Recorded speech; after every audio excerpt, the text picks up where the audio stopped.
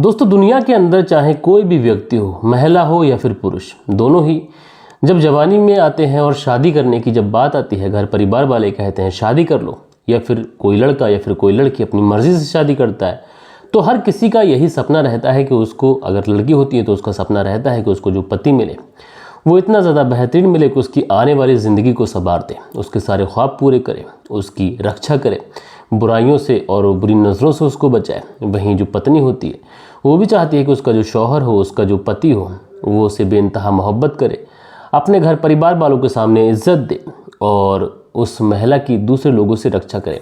इसी तरीके की चीज़ें गर्ल्स और बॉयज़ दोनों चीज़ लोग सोचते हैं। लेकिन दोस्तों, कई बार ऐसा होता है, कुछ रिश्तों में तो इस बंधन को बहुत ही बखूबी निभाया जाता है, लेकिन कुछ रिश्ते, कुछ कहानियाँ इस तरीके से कलंकित करने वाली कहानियाँ होती हैं कि जिसके बाद में चाहे लड़का हो या फिर लड़की, जब वो इन कहानियों को सुनता है तो ये सबसे पवित्र रिश्ता जो है पति और पत्नी का, कहीं ना कहीं इस रिश्ते से भी भरोसा उठ जाता है।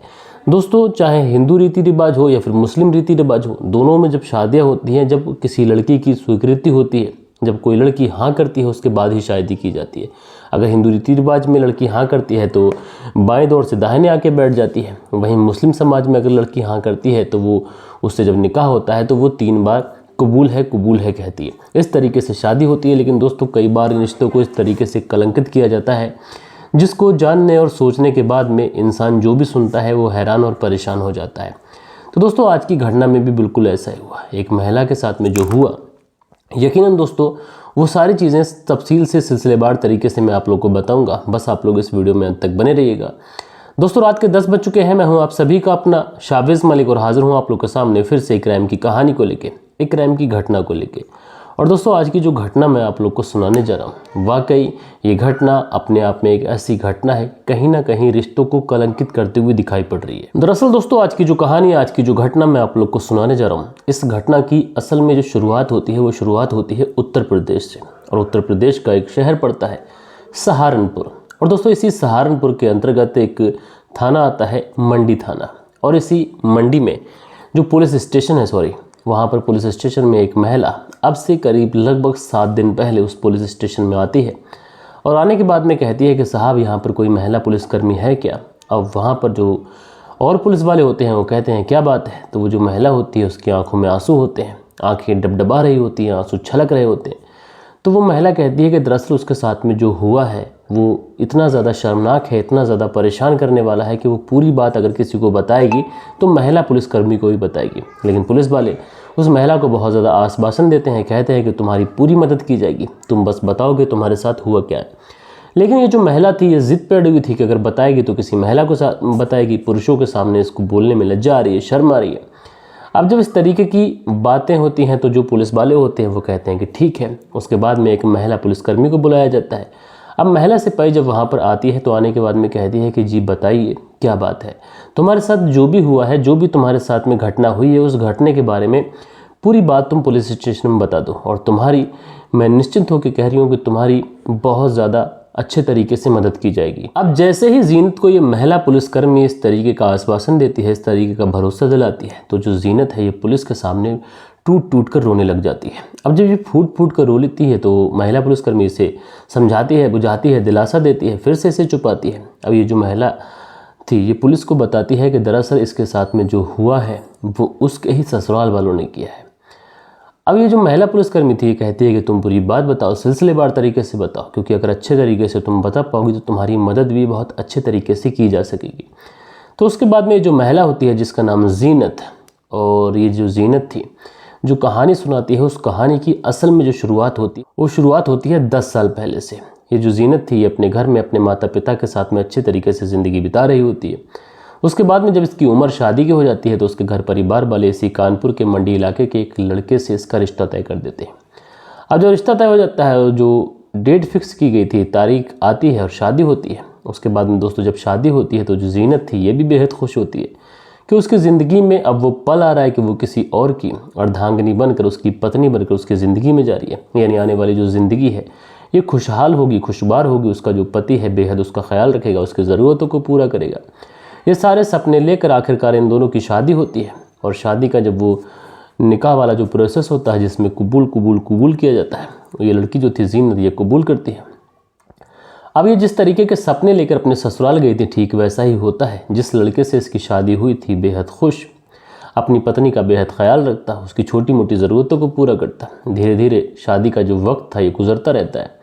अब दोस्तों जब शादी का वक्त गुजरता है, धीरे धीरे कुछ साल गुजर जाते हैं तो इनको एक बेटा भी हो जाता है। अब जीनत की ज़िंदगी में एक तीसरा शख्स तो उसका बेटा आ चुका था।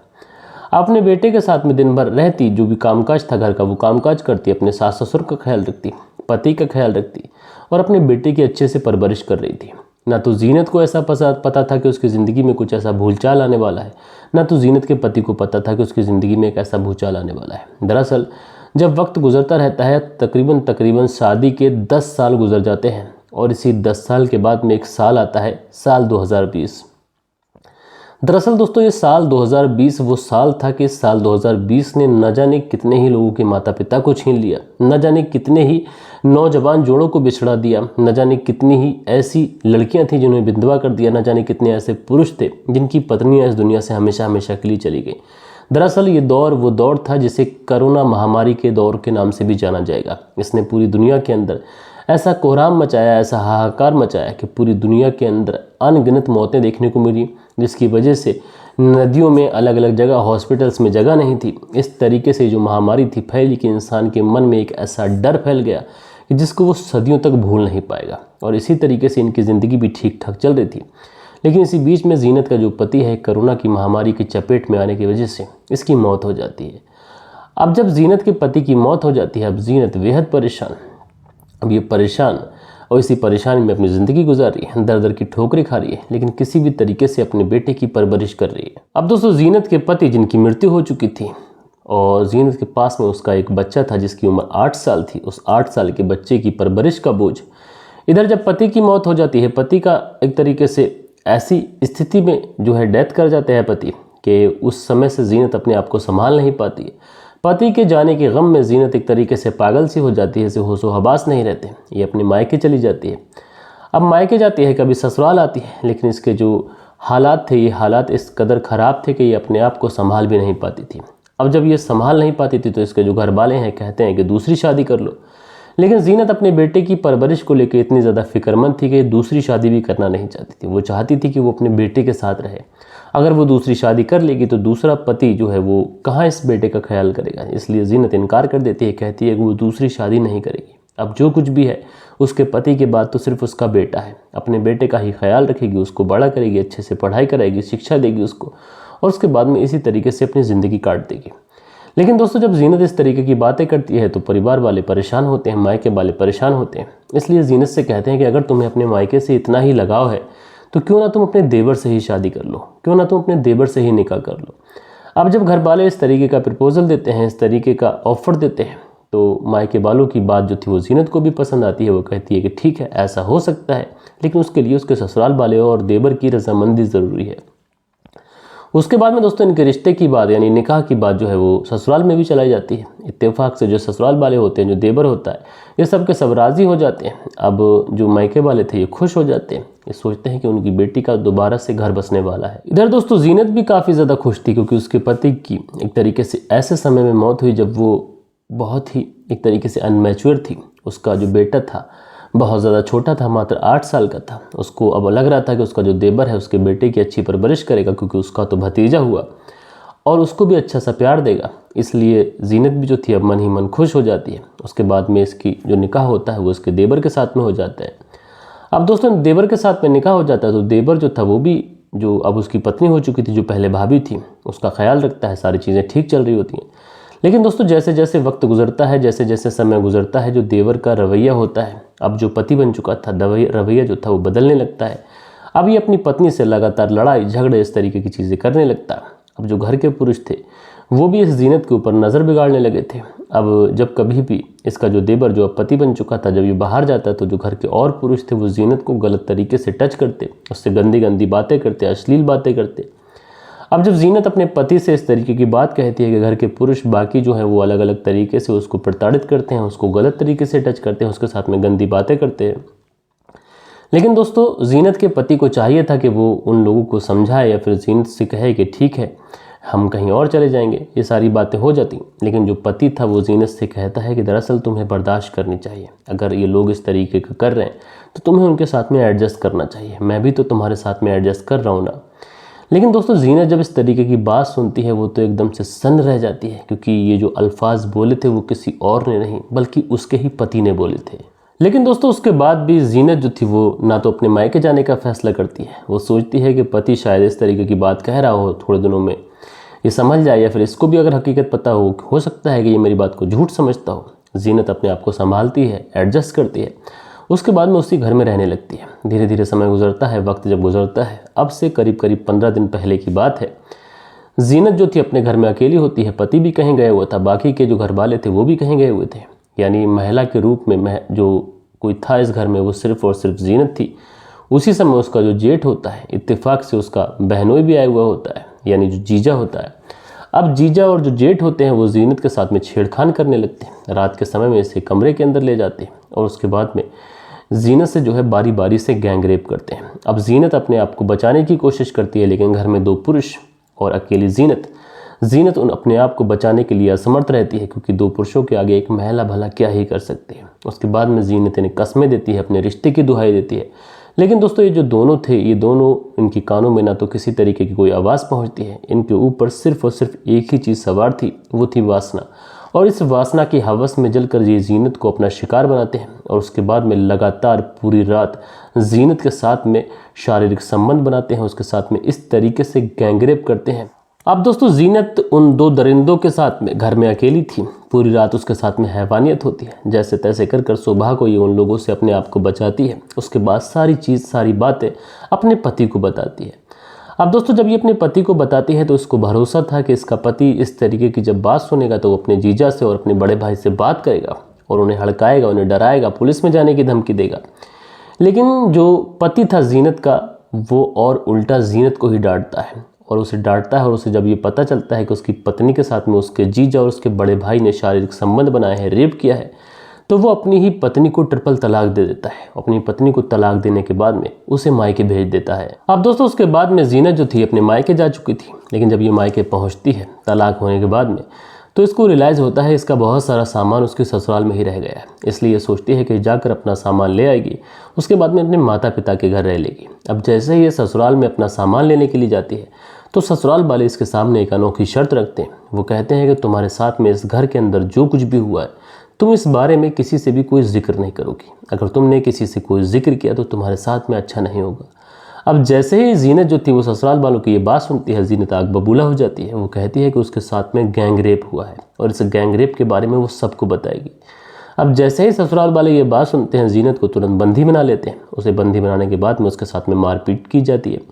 अब जैसे तैसे कर जीनत बेचारी अपने आप को बचाती है और बचाने के बाद में अपने घर पहुंचती है। उसके बाद में सीधा मंडी थाना पहुंचती है और मंडी थाना पहुंचने के बाद में अपने ससुरालियों की जो करतूत थी ये सीधा पुलिस वालों को बताती है। वाकई में दोस्तों जब पुलिस वाले ये पूरी कहानी सुनते हैं तो पुलिस वाले भी ये जानकर हैरान थे कि एक पति आखिर अपनी पत्नी को इस तरीके से कैसे प्रताड़ित कर सकता है। उसके बाद में इस महिला की जो रिपोर्ट है वो लिखी जाती है। उसके बाद में पुलिस उस घर पर पहुंचती है, लेकिन वहां पर जाने के बाद में पुलिस देखती क्या है कि ताला पड़ा है, बाकी के जो सब लोग हैं वो फरार है।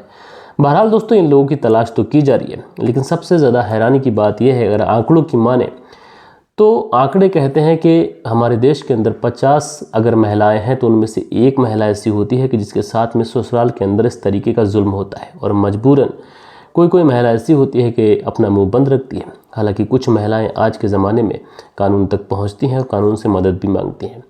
दोस्तों जुल्म अगर हद से ज़्यादा हो जाए, जो बर्दाश्त के काबिल ना हो, तो बेहतर यही है कि कानून की मदद लेना उचित समझा जाए। तो दोस्तों आप लोग इस पूरी घटना के बारे में क्या कहना चाहते हैं, आप लोग अपनी राय नीचे कमेंट्स बॉक्स में ज़रूर से ज़रूर बताइएगा। और कल के दिन जिन लोगों के भी कमेंट्स आए हैं, अब वक्त होता है कि उन लोगों के कमेंट्स पढ़े जाएं। सो दोस्तों हमारे वीडियोस पे जो कल के दिन कमेंट्स आए, इसमें पहला कमेंट्स है सुनील त्यागी जी का, लिखते हैं अब रिश्तों का कोई भरोसा नहीं रहा भैया, रेणु सुनील त्यागी शाना बुलंदशहर से। तो आप दोनों पति पत्नी का बेहद शुक्रिया। कुंदनपाल जी प्रणाम करते हैं, प्रणाम भैया कैसे हैं आप। उसके बाद में विशाल सिंह है, लिखते हैं बहुत अच्छी, शावेज भाई बहुत अच्छे से आपने समझाया भाई, आपका शुक्रिया। उसके बाद में विनोद उपाध्याय हैं, लिखते हैं गुड जॉब सर शाबेज भाई। तो विनोद उपाध्याय जी आपका बहुत बहुत शुक्रिया। उसके बाद में धर्मेंद्र कुमार हैं, लिखते हैं गुड नाइट सर। तो भैया गुड नाइट, कैसे हैं आप। उसके बाद में दीपक पांडे हैं, लिखते हैं भैया जय श्री राम। तो भैया दीपक पांडे जी आप कैसे हैं ज़रूर बताइएगा। उसके बाद में बालेश्वर बिहारी हैं, लिखते हैं मलिक साहब जी नमस्कार। कल मैंने कहा था कि सुनाते सुनाते सुबह में सुना और आप सच में कहाँ से अवैध संबंध के चलते ज़्यादा हत्याएँ और मर्डर होते हैं और आगे के लिए लोग सोचते नहीं। अगर आगे के लिए सोचेंगे तो इस तरीके के जो क्राइम हैं ये बिल्कुल नहीं होंगे। उसके बाद में जो अगला कमेंट्स है ये है अनिल सालुंकी जी का, लिखते हैं nice presentation Shaved ji, keep it up, God bless you and your family, take care. तो भाई अनिल सालुंकी जी आपका बहुत बहुत शुक्रिया। उसके बाद में दीपक पांडे हैं, लिखते हैं सूरत गुजरात अयोध्या से हैं। तो भाई आपका बहुत बहुत शुक्रिया दीपक जी। उसके बाद में अगला जो कमेंट्स है ये जय परिहर है, लिखते हैं कलयुग है भाई, श्यामू परिहर भिंड MP से कहानी सुनते हैं भैया शुक्रिया। अलीम मोमिन है, लिखते हैं भाई दूसरे चैनल का नाम क्या है, हम लोग रनिंग में रहते हैं, मोबाइल हाथ में नहीं पकड़ सकते, डिस्क्रिप्शन कहाँ है ढूंढने में हमें दिक्कत आती है। अलीम सऊदी दम्माम से हैं। तो अलीम जी आप लोग मेरे चैनल को सर्च कर सकते हैं शावेज़ मलिक नाम से। शावेज़ मलिक से अगर आप सर्च करेंगे तो आपको मिल जाएगा। 40 दिन से मैंने उस पर कोई वीडियो अपलोड नहीं किया है, लेकिन जैसे ही मेरा स्टूडियो कंप्लीट हो जाएगा मैं उस पर इंटरनेशनल क्राइम जो है वो लेके आऊँगा, कुछ हॉरर स्टोरियाँ लेके आऊँगा, कुछ ऐसी रॉबरीज की स्टोरियाँ लेके आऊँगा, कुछ हिस्ट्री से रिलेटेड स्टोरियाँ लेके आऊँगा जो आपको काफ़ी ज़्यादा एंटरटेन करेंगी। उसके बाद में अनुज गोदारा जी हैं, लिखते हैं नमस्कार सर जी, औरत का क्या कमी है, इंसान ही ऐसा घिनौना काम कर सकता है। तो भैया आपका शुक्रिया कि आपने अपना प्यारा सा कमेंट्स किया। उसके बाद में हैदर लस्कर हैं, लिखते हैं सर जी बुरा मत मानिएगा, ये कहानी शायद सुन रखी है। तो हैदर लस्कर जी बहुत सारे लोग क्राइम की कहानियाँ सुनाते हैं, हो सकता है किसी ने सुनाई हो। उसके बाद में सुधीर कुमार हैं, लिखते हैं भाई ये कहानी आप पहले भी सुना सकते थे। तो भाई पहले नहीं सुनाई लेकिन अब सुना रहा हूँ, तो आपका धन्यवाद कि आपने कमेंट्स किया। उसके बाद में जो अगला कमेंट्स है दानिश जी का, लिखते हैं आपके चैनल हम छोड़ रहे हैं, हम जब आप जब हमारा कहना नहीं मानते, हम बोलते हैं कि परत दर परत मत बोलो, लेकिन सब आप फिर भी बोलते हैं, सबसे अनसब्सक्राइब करवाऊंगा इंशाल्लाह। आपने हमारी खोपड़ी ख़राब कर दी है और कोई रास्ता भी नहीं बचा मेरे पास। तो दानिश जी मेरे ये समझ में नहीं आता कि परत दर परत से आपको क्या चिढ़ है, क्या परेशानी है। आप अगर बोलते हैं कि दूसरे लोगों से भी अनसब्सक्राइब कराएंगे तो करा दीजिए, क्योंकि खाना इंसान के नसीब में जो होता है वो ऊपर वाले के हाथ में होता है। किसी इंसान के कहने से कुछ नहीं होता। अगर आपकी मर्ज़ी है, आप अनसब्सक्राइब कराना चाहते हैं तो करा दें, मैं आपको रिक्वेस्ट नहीं करना चाहूँगा। उसके बाद में विष्णव राजपूत हैं, लिखते हैं नीतू का पति ही मंदबुद्धि नहीं था बल्कि उससे ज़्यादा मंदबुद्धि नीतू थी। तो भाई विष्णव राजपूत जी आपका शुक्रिया। उसके बाद में करघुनाथ हैं, लिखते हैं story telling is any way to get sleep immediately. तो भाई आपका शुक्रिया। सो दोस्तों ये कुछ प्यारे प्यारे कमेंट्स थे जो कल के दिन आप लोगों ने किए थे। आशा करता हूँ आज की जो कहानी है ये भी आप लोग को पसंद आई होगी। कहानी पसंद आई हो तो लाइक करिएगा और अपना प्यारा सा कमेंट्स करिएगा, वीडियो को ज़रूर से ज़रूर शेयर करिएगा। मिलते हैं दोस्तों कल के दिन किसी और क्राइम स्टोरी के साथ में। जब तक के लिए अपना ख्याल रखें, देश का ख्याल रखें, परिवार के रिश्तों की अहमियत को समझें। जय हिंद, जय भारत।